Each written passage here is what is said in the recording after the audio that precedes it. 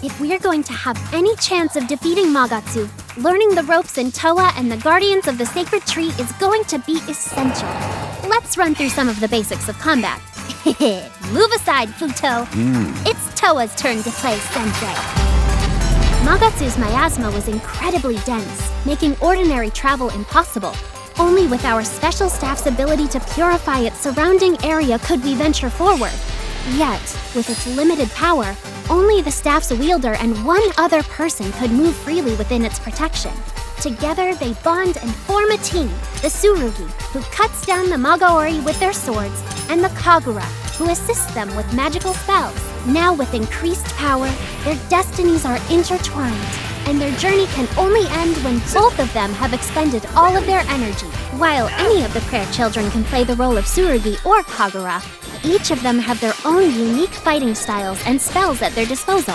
For example, there's Rekka. She is the founding master of the Eternal Flame Dojo, and even though she can be a real klutz sometimes, when selected as a Tsurugi, her sword-slashing skills are second to none. You picked the wrong guys to mess with! She can overwhelm Magaori with a flurry of slashes using her Honzashi attack, while saving her Wakizashi for more calculated charged attacks that have a wide area of effect. That said, Rekka also makes an excellent Kagura. Her Inferno arrow is quite useful in a pinch. And then there's Nishiki, follower of Monia and one of the most helpful characters I have ever met in my long lifetime. Let us go.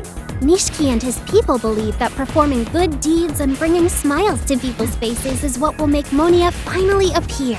When selected as Kagura, Nishiki uses spells aligned to water and wind elements, allowing him to command pillars of water or set up a defensive ring of lightning. As Tsurugi, Nishiki's Honzashi and Wakizashi both utilize a spinning style attack, allowing him to seemingly dance across the battlefield, slashing down Magaori with ease. When deciding your team, there are endless possibilities for pairing combinations. It's just gonna be up to you to decide which pair-ups are your favorite. Also, while we're on the topic of endless possibilities, we should discuss the branching paths you find in the wilds. Every time you venture out to the wilds, the areas you discover will vary. As you complete each area, you'll unlock one or more icons highlighting choices for which path to take to move forward. Though you don't know exactly what lies ahead, these icons can give you a helpful hint of what type of encounter awaits. For example, you may find icons showcasing types of ore as reward for completing the next room.